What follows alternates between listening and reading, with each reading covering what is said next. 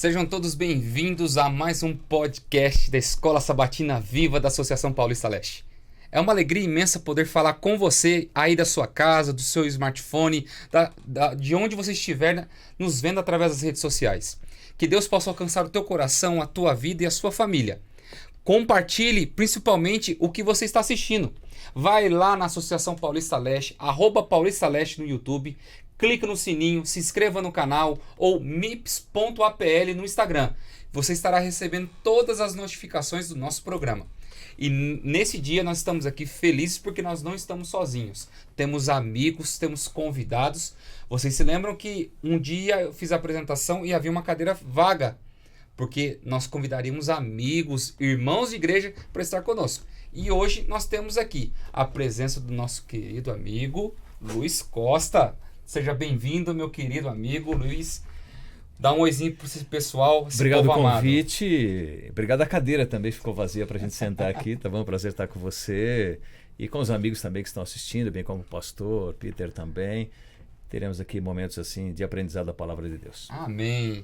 Temos também a presença ilustre do nosso querido pastor Marcos Lemes. Pastor, muito obrigado por estar aqui conosco. Seja bem-vindo ao nosso podcast, mas acima de tudo, que o senhor venha aqui nos inspirar a nos elevarmos diante da presença desse Deus.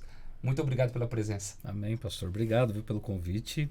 Que Deus abençoe você, todo o projeto. Cada pessoa que está ouvindo também nesse momento, né, que está vendo em qualquer meio de aparelho, que seja abençoada, seja tocada e que o assunto da lição da Escola Sabatina traga vida para essas pessoas, né? Eu posso mandar um abraço pro pessoal meu lá? Pode 2. Ah, então são 2, então vou fazer diferente. Para todo mundo que já foi membro da minha igreja, ou seja, Itaim, Burgo Paulista e Vila Alpina. Um abraço para vocês. E para São Mateus, eu não posso esquecer de São Mateus, pastor. São Mateus, Carrãozinho, Quarto Centenário. Abraço para vocês, Deus os abençoe. Amém. Nós temos aqui a presença também do nosso querido amigo, nosso irmão Peter. Dá um oizinho pro pessoal. Peter, fala de onde você é, qual a sua função e principalmente o que você faz da vida. Bom, para aqueles que não me conhecem, eu me chamo Peter, sou ancião lá da igreja de Vila Santana. Estou aí para ajudar, gosto do podcast, assisto todas as sextas-feiras à noite ali junto. É uma recapitulação para mim muito boa para a lição. E você é mais do que bem-vindo a estar aqui conosco. Queria mandar um abraço especial e um beijo para minha esposa, para o meu filho Pedro e para a igreja de Vila Santana, que colabora tanto conosco no nosso ministério e tem sido uma bênção na minha vida. Muito bem, queridos. Lembrando que nós estamos vendo, né, a lição desse trimestre, Administradores Fiéis, à espera de um grande mestre. Queridos, você não pode perder o conteúdo dessa lição. O nosso estudo está falando de coisas sensacionais para a nossa área espiritual, como também para a nossa vida pessoal. E através dele você pode encontrar informações necessárias para você ter uma vida equilibrada e uma vida de santidade ao nosso Deus.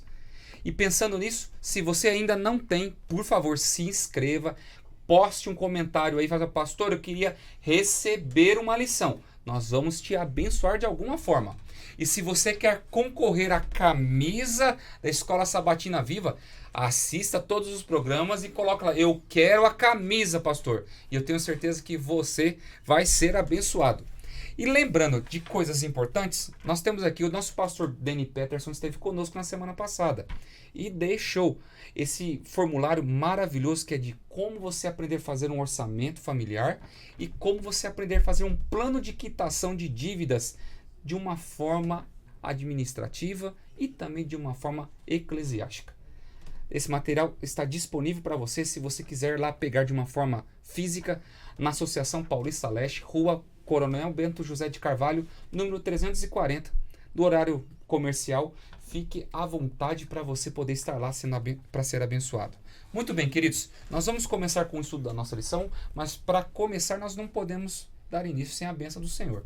Pastor Marcos, o senhor pode nos abençoar através de uma oração? Vamos orar então. Senhor Deus Todo-Poderoso, nós agradecemos a Ti por esta oportunidade que temos de partilharmos, Senhor Deus, um pouco do conhecimento que o Espírito Santo coloca em nossa mente e em nosso coração. Amém. Amém. E principalmente transmitirmos este conhecimento às pessoas que estarão em vários lugares do Brasil e do mundo assistindo a esse podcast. Amém. Nos ajude, Senhor, a crescermos nesta área, amando os nossos pequeninos irmãos. Pedimos isso em nome de Jesus. Amém. Estamos aqui na lição 7, aonde aos mais pequeninos irmãos, verso para memorizar, Mateus capítulo 25, verso 34 diz: Então o rei dirá aos que estiverem à sua direita: Venham, benditos de meu Pai, venham herdar o reino que está preparado para vocês desde a consumação do mundo. No fim dos tempos, Deus colocaria pessoas com seu amor no seu coração para atender a todas as castas de pessoas deste mundo. Mas Deus sempre colocou um cuidado especial sobre os pobres, as viúvas e os órfãos. São 3 grupos de pessoas especiais que Deus fala: cuide deles. Você tem uma missão. Alimente-os, cuide-os, provê as suas necessidades. E isso Deus ele vai falar de uma forma poderosa nessa semana conosco. Irmão Luiz Costa, o que vem ao seu coração quando Deus fala assim: olha, cuide desses meus pequeninos? Pastor, eu gostei que você colocou a palavra missão. Porque tem gente que acha que é opção, né? Falar assim, não, eu tenho uma opção, de vez em quando eu ajudo uma pessoa, eu não mato, não roubo, ajudo os outros e tal. Mas a colocação que você fez é que esse trabalho é um trabalho de missão. Ou seja, é uma responsabilidade que Deus nos colocou para que realmente nós possamos cumprir. É um tema bastante atual, é bem delicado também. Você vê no pequeno espaço que nós andamos aqui, tá, um pouco que você sai da sua casa, você vai encontrar no farol alguém com uma placa: estou com fome, minha família não tem como sustentar, me ajuda. Recentemente um camarada pediu ajuda, estava com uma placa assim, e eu realmente não tinha para dar, né? Eu não tinha para dar naquele momento. Eu disse, eu não tenho. Ele falou assim, não tem problema, eu tenho o Pix, anota o Pix aí, tira uma foto do Pix. Então até no Pix você pode ajudar hoje nesse segmento, não tem como não, né? Mas o sentido da gente entender como missão faz então a gente também pensar em sermos administradores fiéis. Então parte daquilo que Deus nos tem abençoado também é para essa parte. A lição da semana trata a respeito disso, né? Pastor Marcos, de uma forma carinhosa, como que o senhor entende esse contexto de aos mais pequeninos, os mais afortunados, as pessoas que precisam de tanto cuidado assim? O que Deus espera de nós? Deus espera que tenhamos um amor prático, né? A realidade é que a parábola do bom samaritano dá uma boa lição para nós. A lição de amarmos aquele que aparentemente não é o nosso amigo, aquele que é o nosso desconhecido. Dentro desse contexto aqui, principalmente na região onde eu pastoreio, que é São Mateus, lá nós temos algumas pessoas que vieram da Venezuela, pessoas que vieram da Bolívia, que vieram do Peru, e nós buscamos ajudar essas pessoas do mais variado tipo de formas, não é apenas através de dinheiro e de alimento, até na recolocação profissional nós buscamos dar incentivo, apoio, ajuda. Além disso, devemos também ajudar aquelas famílias de pais separados, as famílias que têm um núcleo familiar desestruturado, porque as crianças carecem dessa ajuda. Nós poderíamos, como até a lição coloca bem aqui, compará-las aos órfãos da época bíblica, porque hoje muitas vezes eles não têm mais a presença dos pais pelo mais variado tipo de motivos. Às vezes até porque os pais estão encarcerados por terem entrado no mundo da criminalidade. A igreja, ela deve amparar essas crianças assim como suas mães. Então nós devemos trabalhar pensando nesse aspecto, o aspecto familiar, o aspecto do estrangeiro que vem para o Brasil, e tratar todas essas pessoas como irmãos em Cristo, entendendo que não há divisão, nós não temos castas. Nós devemos amar a todos com a mesma intensidade e usando todos os dons possíveis para que eles se sintam inseridos na nossa comunidade. Show de bola.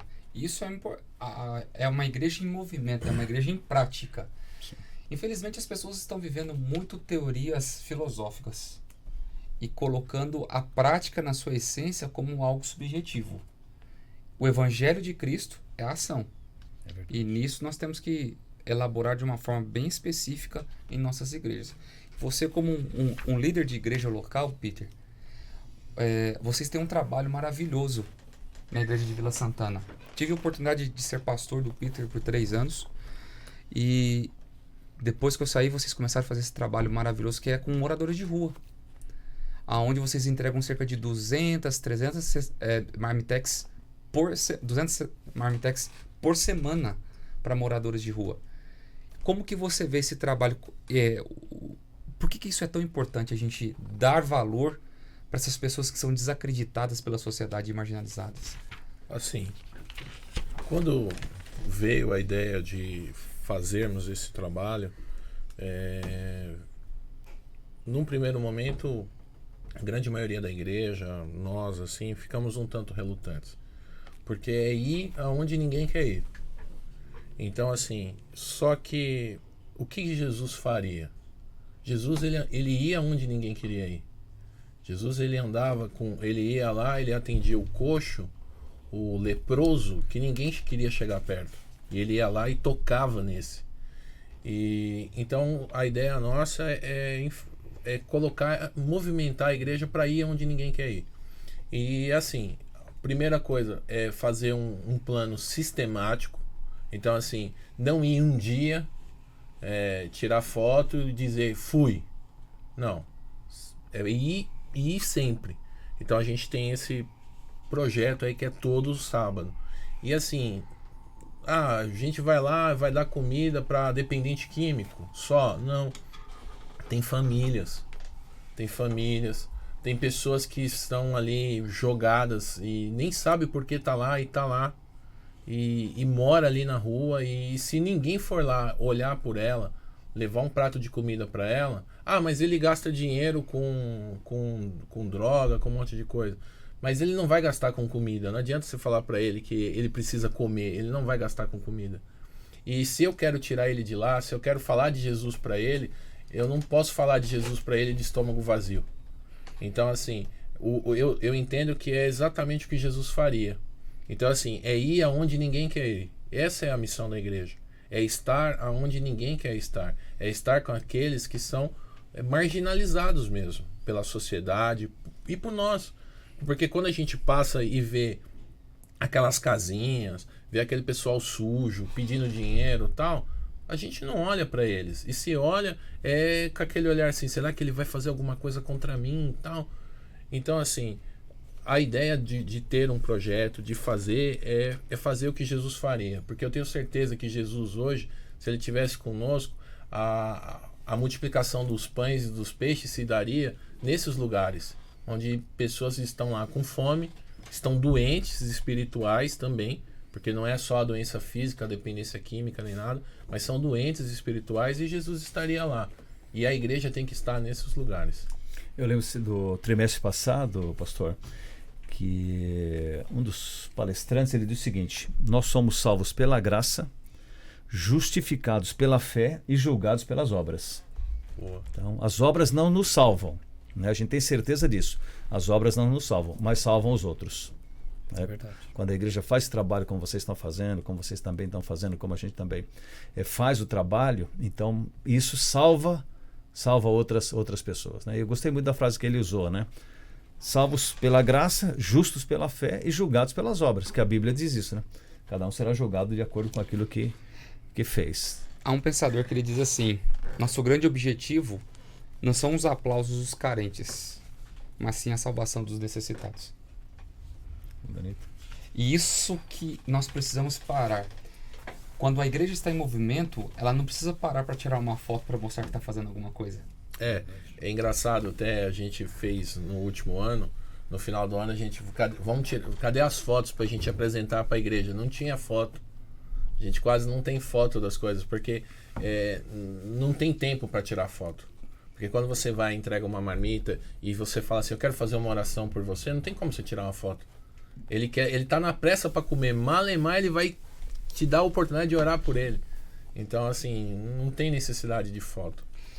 E é isso quando nós entramos na parte de domingo, o ministério de Jesus.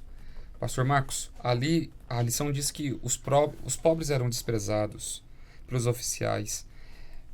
Alguns eram jogados pedras como se fossem animais. E alguns fariseus diziam que estavam tentando com isso livrar a sociedade de Deus de um fardo. Os pobres sempre nós teremos conosco. Mas a vida de Jesus não era direcionada somente para os pobres, mas a sua visão é para eles, ajudar os oprimidos e necessitados. Mas a visão de Jesus era somente no contexto físico, mas o complemento da alma da pessoa. Ah, sim, ele tanto ajudava na parte física, né, curando, mas ele também queria levar a mensagem do reino. A mensagem de Jesus, ela tem esse aspecto, né? O aspecto da pregação em relação à cura. Então muitos iam buscá-lo porque ele curava mesmo as pessoas.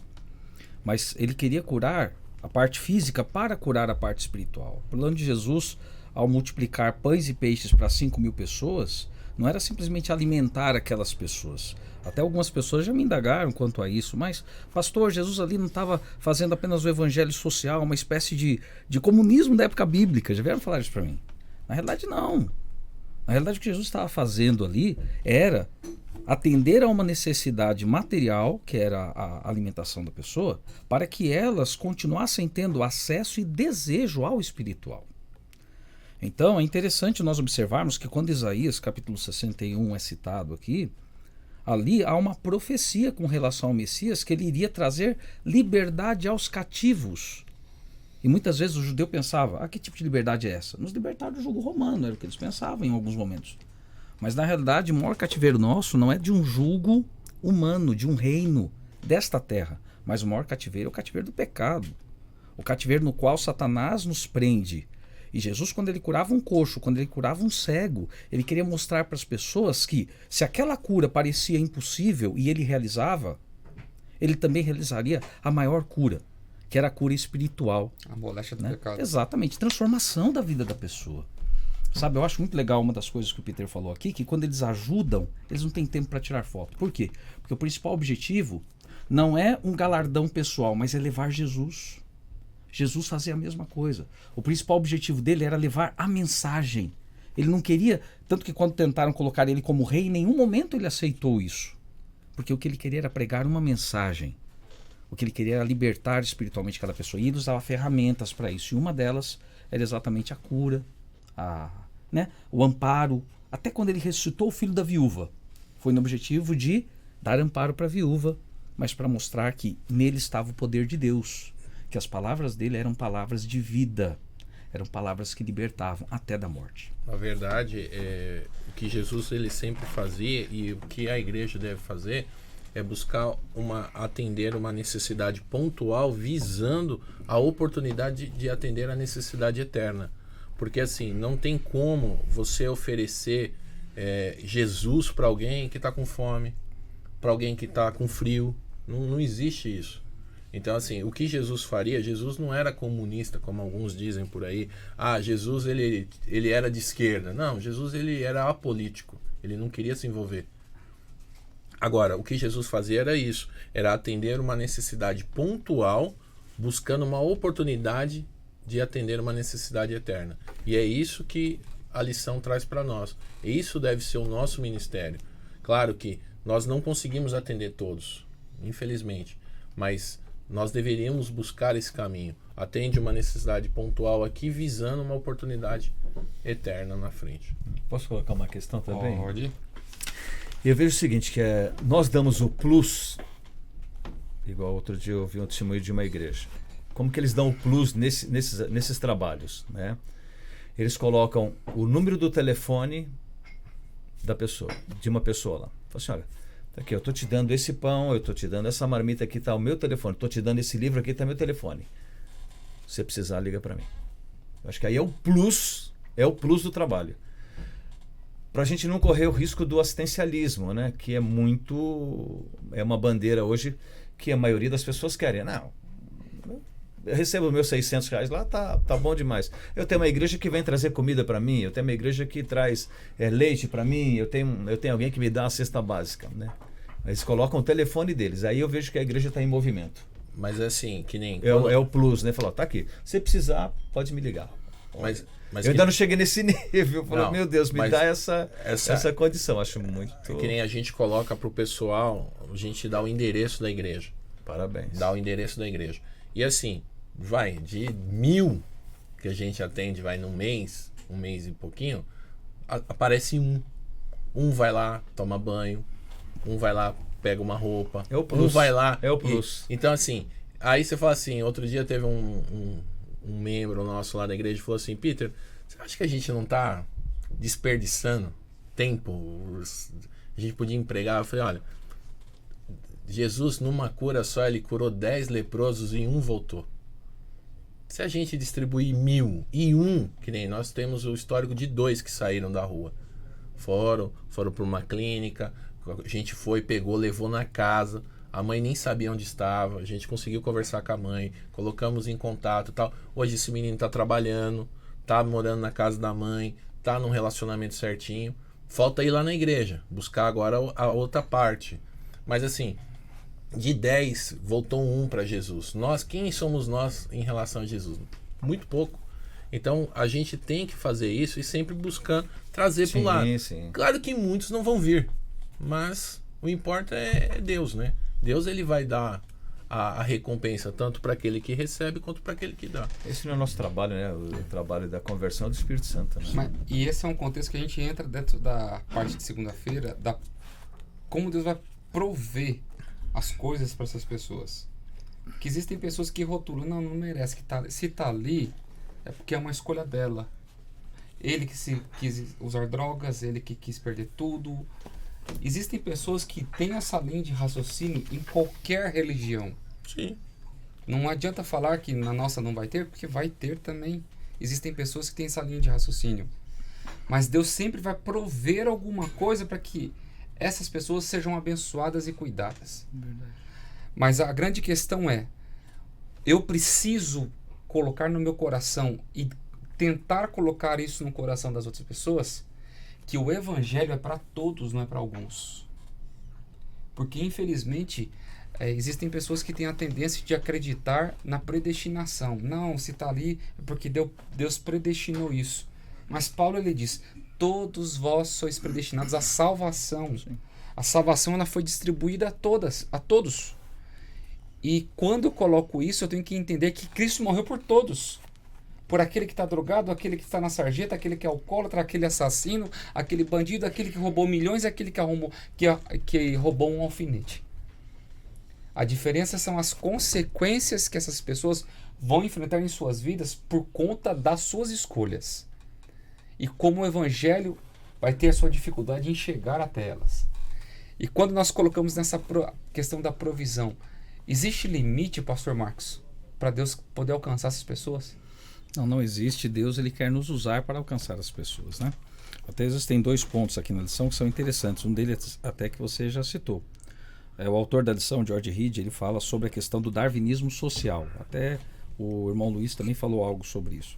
Algumas pessoas, principalmente influenciadas por uma ideologia europeia, acreditam numa espécie de coisa que é a seguinte. Olha, se o cara está ruim lá, se ele está com dificuldades, passando por crises, problemas financeiros, é porque ele fez más escolhas, porque ele está predestinado para isso mesmo, né? Nós, como somos arminianos, nós não acreditamos na predestinação. O que nós acreditamos é que Deus nos dá livre-arbítrio.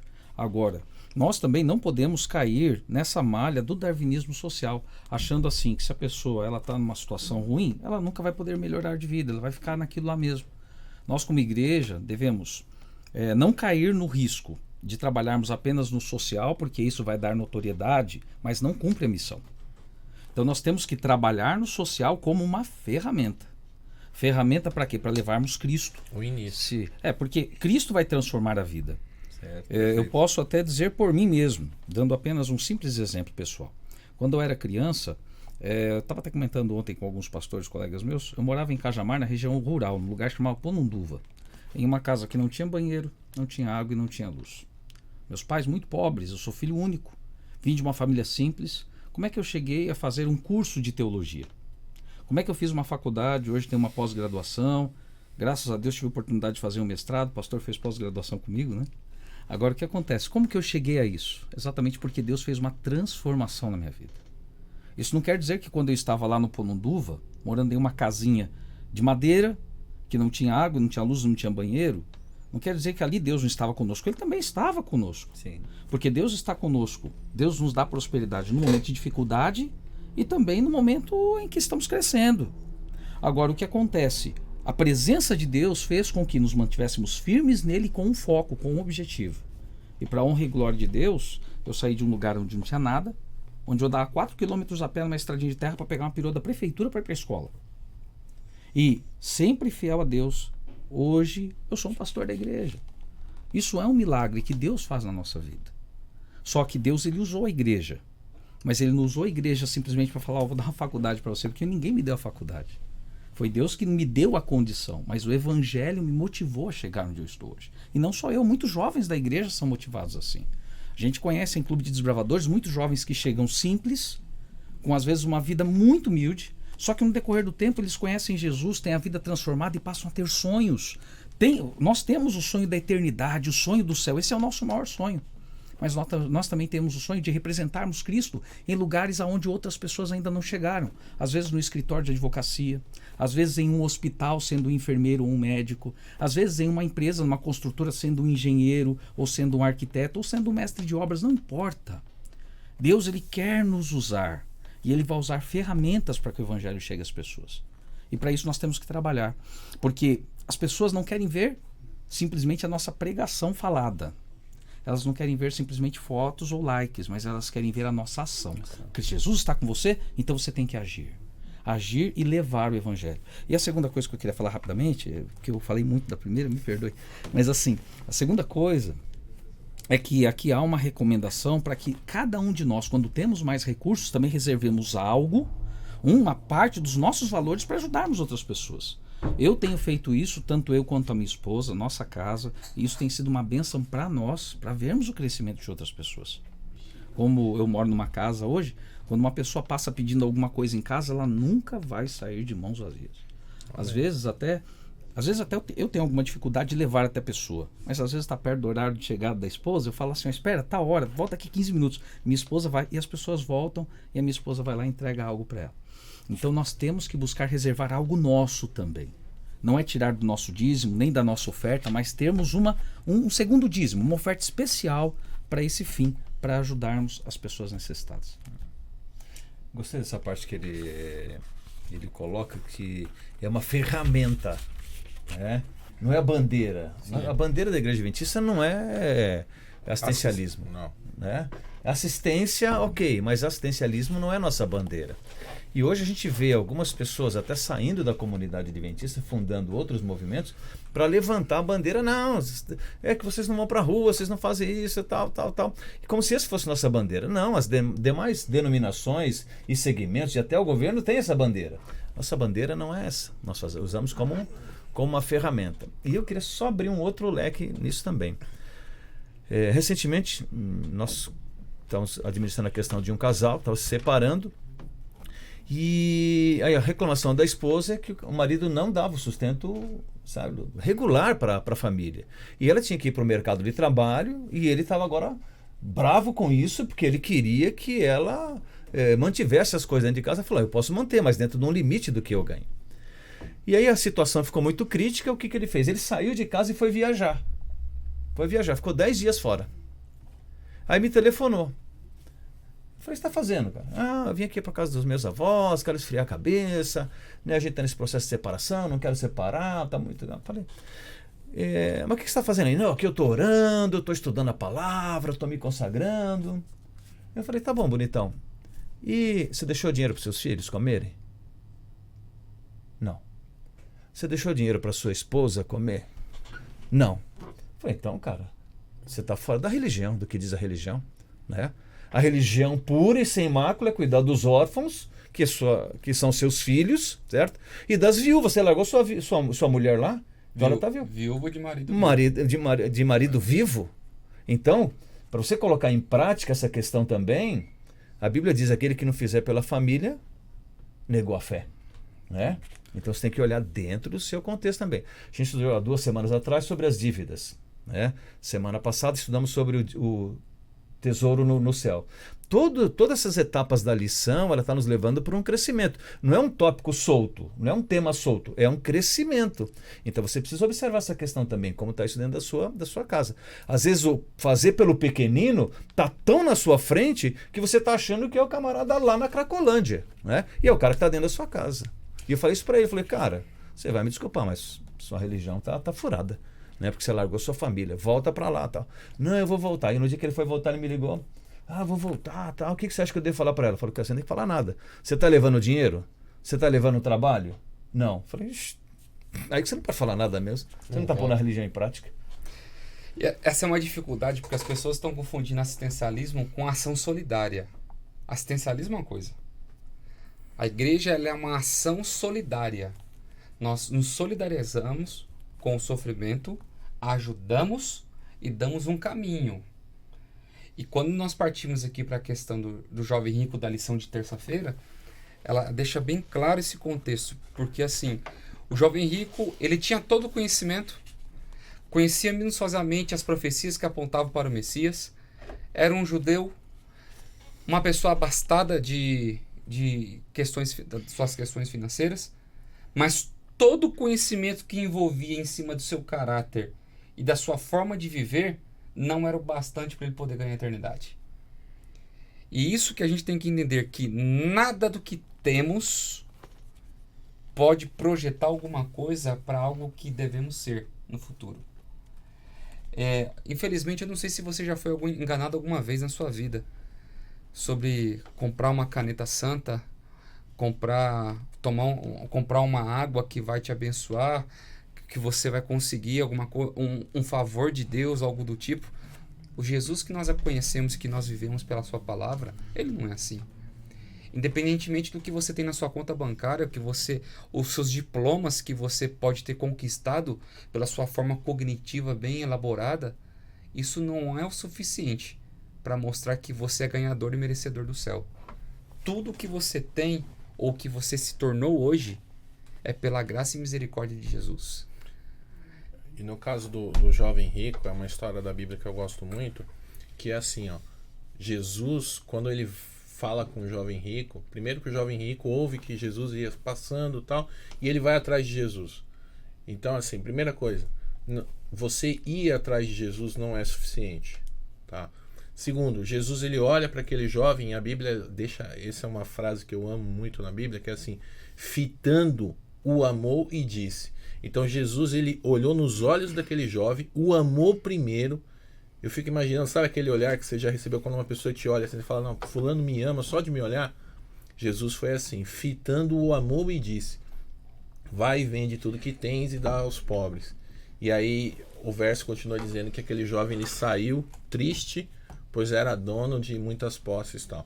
Então assim, primeira lição, Jesus ele nos ama primeiro. Sempre. Jesus ele nos ama primeiro. E depois ele só quer o amor de volta. E como Jesus ele te coloca em primeiro lugar, como ele colocou aquele jovem rico em primeiro lugar na vida dele, você deve colocar Jesus em primeiro lugar. Quando você coloca suas posses, seus estudos, o que você tem, o que você deixa de ter, quem você é, o seu status, qualquer coisa que você coloque acima de Jesus, ou ame um pouquinho mais do que Jesus, você se coloca na situação do jovem rico. E você pode ser um excelente membro de igreja, você pode ser uma pessoa altamente caridosa, você pode dar aos pobres, você pode ser uma pessoa com um caráter assim, inabalável, você pode ser tudo isso. Mas se Jesus não for o primeiro na sua vida, você se coloca como um jovem rico.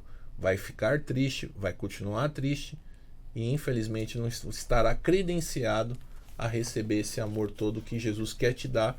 E não é que ele vai tirar o amor de você, você que não vai recebê-lo, você que não quer recebê-lo. É interessante, né, que nós vemos que o jovem rico ele tinha um sonho, né? A vida eterna. E o que faltava? Faltava ele verdadeiramente colocar Deus em primeiro lugar, como o Peter falou. E às vezes nós nos auto-enganamos, achando que temos Deus em primeiro lugar, quando as posses estão em primeiro lugar. Não são só posses. Às vezes nós vemos algumas pessoas que em coisas pequenas elas falam, não, mas isso eu não vou fazer porque eu acredito, a pessoa nem estuda, mas fala, eu acredito que isso não está na Bíblia, é uma regra da igreja, não vou fazer. Deus Porque entende. Deus entende, exatamente, Deus entende. Só que a realidade é que nós temos que entender que Deus, ele tem um propósito para a vida de cada um de nós. Nós estamos dispostos a permitir que o propósito dele se cumpra na nossa vida. O jovem rico não estava. Ele foi criado da igreja, era líder da igreja, dizia que guardava todos os mandamentos. Jesus falou, então se você quer ser perfeito, vai, vende tudo que tem e dá para os pobres, porque lá no céu você vai ter um tesouro, depois vem e me segue. E é interessante que o autor da lição, ele coloca aqui esse chamado de Jesus para seguir, foi o mesmo chamado que ele fez para os apóstolos. Então foi o mais alto chamado que Jesus poderia fazer para qualquer ser humano, ele fez para aquele rapaz. Ele falou, você tem riqueza aqui, lá no céu você vai ter também. Só que ele queria ir para o céu, mas ele não conseguia ver as riquezas do céu.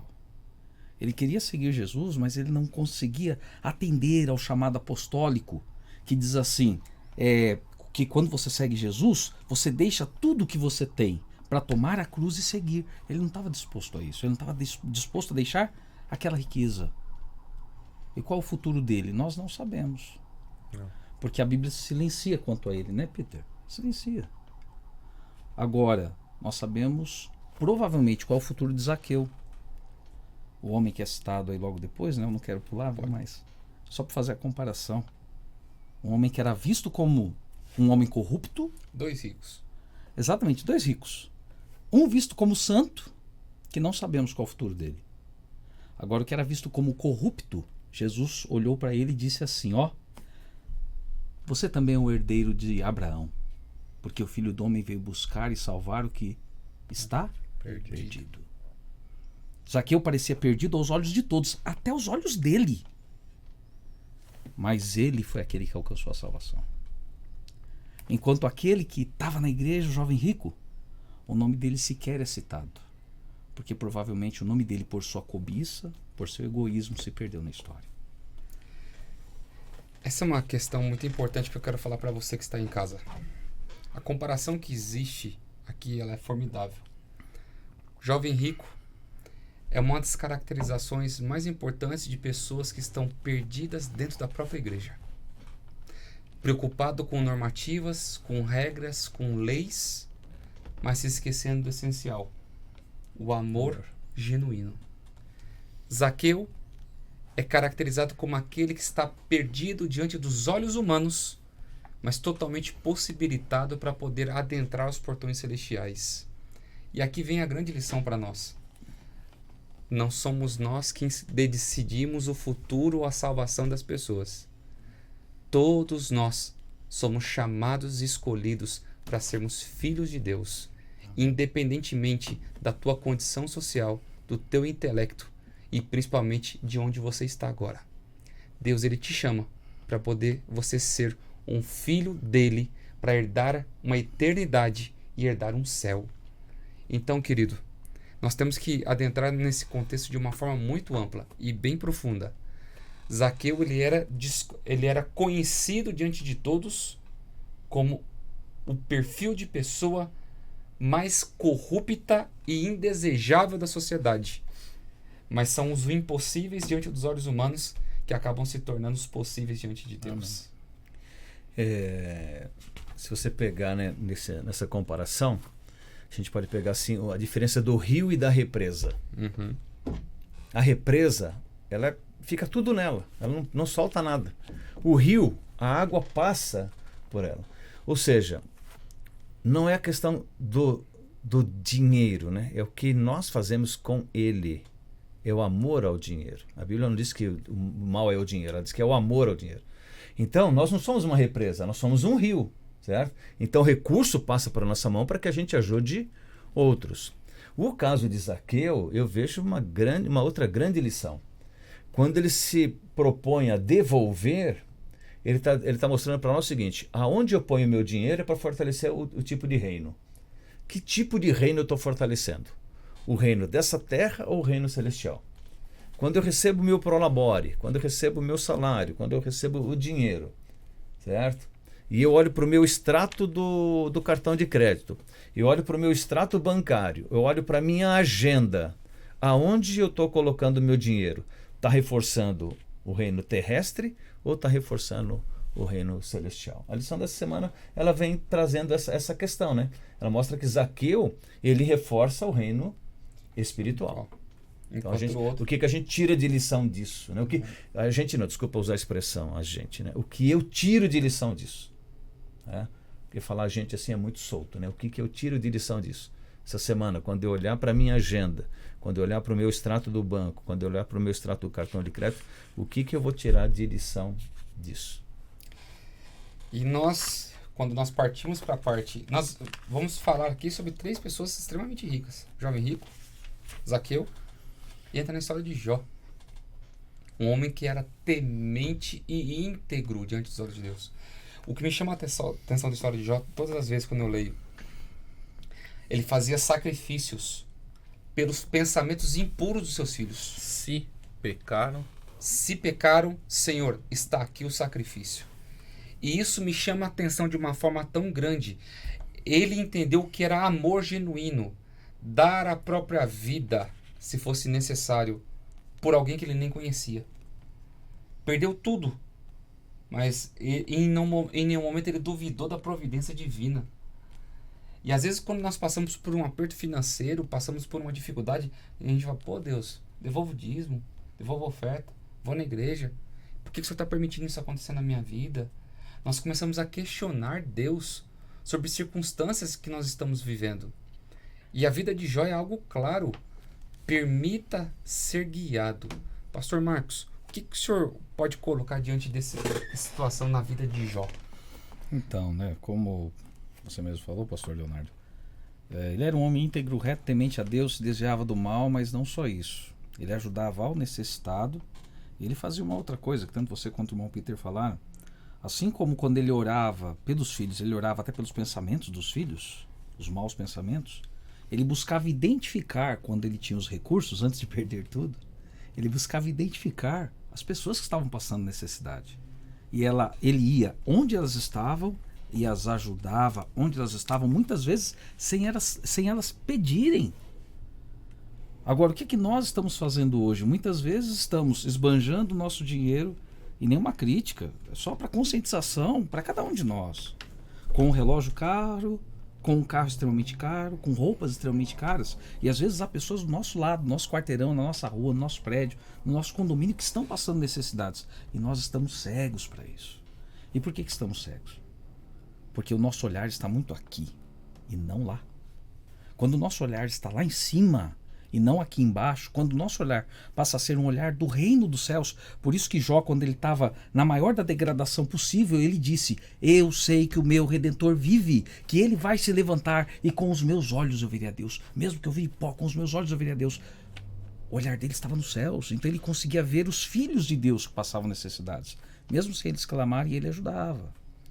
Agora, às vezes, quando o nosso olhar está só no material, em vez de pensar no Filho de Deus, eu vou pensar assim, não, eu quero comprar o iPhone 15, vou me preparar para isso, vai sair logo logo, eu vou me preparar para isso. E eu não estou criticando quem faz isso, eu quero que vocês entendam isso. Porque o que eu estou querendo dizer é, às vezes há uma pessoa que ela pode ter carros, helicópteros, mas ela ajuda um semelhante, ela procura as pessoas. Agora o problema é que às vezes nós não temos tudo isso, temos menos, mas naquilo que temos não repartimos com ninguém. Jó era íntegro e reto, temente a Deus e se desviava do mal também na administração financeira. Ele se desviava do mal ajudando o semelhante e mostrando Deus para as pessoas. A gente sempre está nas igrejas, né? Eu vejo uma saia justa, né? De vez em quando a pessoa vai à frente e diz assim, irmãos, nós estamos pedindo para os irmãos trazerem 1 quilo de arroz, 1 quilo de feijão, porque está vazio aquele. Você é dessa área, né? Sabe, não tem nada. Puxa vida. Quer dizer, a gente está com um belo de um discurso, mas o curso está totalmente incorreto. Né? Totalmente incorreto. Jó, como você disse, pastor, é um exemplo de ações práticas. Né? E a gente pode fazer ações práticas. Né? Eu posso fazer de manhã um lanche para eu tomar e um lanche para eu colocar no meu carro. É verdade. Para o Espírito Santo me mostrar quem é a pessoa que eu vou ajudar. E ele faz isso. Eu tenho feito essa experiência. Ele faz. Eu coloco lá e falo assim, Deus, o Senhor vai me mostrar quem é a pessoa. Certo? Você também pode dizer o seguinte, Deus, esse dinheiro que eu tenho aqui, eu não vou dar para a pessoa no farol, mesmo que ele peça. Esse dinheiro aqui eu vou levar para para ofertar. Isso eu vou fazer lá. E você pode fazer o seguinte também, para aquela pessoa quando vier, você pode baixar o vidro e simplesmente dizer para ela, olha, eu não tenho, mas o Senhor te abençoe e te guarde. E eu fiz isso recentemente. O cara disse, cara, mesmo que você tivesse, eu não queria nada. Só do simples fato de você ter me respeitado, você ter abaixado o vidro, certo? E ter dito, bom dia, eu não tenho. Nem tanto por isso, mas quando você baixou o vidro, você já me respeitou. Ou seja, você atende o pobre também desse jeito, entendeu? Você pode ter uma cesta básica no seu carro. Você compra uma cesta básica, deixa no carro. Você vai encontrar gente para entregar, ação prática. Você pode fazer isso. Recentemente eu saí da igreja, e minha igreja está no Espaço Novo Tempo Santana, ali perto do metrô Santana, metrô Carandiru, e estava um congestionamento ali na rua, e no farol tinha um camarada com uma placa, e os 2 filhos pequenos sentados assim na calçada, e ele pedindo. E eu tinha uma cesta básica no porta-mala, um trânsito violento. Falei para minha mulher, olha, a cesta básica é desse camarada. Pô, mas tá maior trânsito e tal. Falei, fazer o quê? Aproveitar, ainda bem que tá o trânsito. Posso parar e tirar a cesta básica. Parei, tirei a cesta básica, entreguei para ele. Foi embora. Deus coloca a gente na nossa frente. Né? Ele colocou na vida de Jó, quantas pessoas ele colocou, né? Colocou na vida de Zaqueu, ele vai colocar na nossa vida também. É que aqueles tipos de oração que a gente tem que tomar cuidado para fazer, né? Deus, coloca uma pessoa na minha frente. Ele vai colocar. E trabalhar a questão do seguinte, isso virá algo sistemático na nossa vida, Sim. prático. Então, assim, se eu vou no mercado, eu gasto 5 kg de arroz por mês, compre 6. Colocar isso como um compromisso nosso. Como a gente tem que pagar a água, pagar a luz, quer trocar o celular, quer comprar um carro novo, colocar o próximo também como um compromisso nosso diário, semanal, mensal, mas colocar, porque é exatamente o que Jó fazia. Ele se preocupava. E a recompensa de Jó, todos nós sabemos o quanto foi boa, né? Muito bem, queridos. Chegamos ao final de mais um estudo. Quero te agradecer porque você está aqui conosco. E você está fazendo toda a diferença no nosso ministério. Tudo que foi apanhado aqui, eu quero te pedir uma coisa de coração. Coloque em prática. Saia da teoria e comece a colocar a praticidade a respeito sobre as coisas de Deus. Que eu tenho certeza que você vai encontrar um novo sentido para a sua vida e muitas pessoas poderão ser alcançadas. Amém. Não se esqueça, continue estudando. Administradores fiéis, à espera do mestre. Esse é o tema deste trimestre, que possa ser também o tema do seu coração. Vamos terminar com uma oração? Peter, você pode orar por nós? Maravilhoso, eterno Pai, obrigado, Senhor, por estarmos aqui na Tua presença, onde pudermos entender um pouquinho mais do quanto e o que o Senhor espera de cada um de nós, ó Pai, aqui nesta terra. Pai, que sejamos misericordiosos como Jesus foi, que sejamos sistemáticos como Jó era, Pai, que possamos colocar o necessitado, o pequenino, a viúva, o órfão, aquele em primeiro lugar na nossa vida, Pai. Porque o Senhor mesmo fala, aquele que faz aos pobres empresta o Senhor a juros. E o Senhor deseja devolver, dar juros a cada um de nós cada vez mais, ó Pai. O Senhor deseja nos contemplar, nos abençoar cada vez mais. É verdade. Mas o Senhor também quer, ó Pai, que sejamos misericordiosos e repartimos essas bênçãos. Sim. Então, Senhor, nos perdoe e permite e nos capacite que sejamos aquilo que Tu queres. É o que eu te peço e te agradeço no santo e poderoso nome de Cristo Jesus. Amém. Amém, Senhor. Amém, amém. Muito bem, queridos, chegamos ao final. Por favor, se você não se inscreveu ainda, filho de Deus, vai lá, @paulistaleste. Clica no sininho, se inscreva no canal no YouTube. Se você quiser, nos siga no Instagram, mips.apl, que você estará recebendo todas as notificações, tá bom? Fique com Deus, que você tenha uma ótima semana na presença desse Deus maravilhoso e que Ele venha fazer a diferença na tua vida. Até mais e até a próxima semana.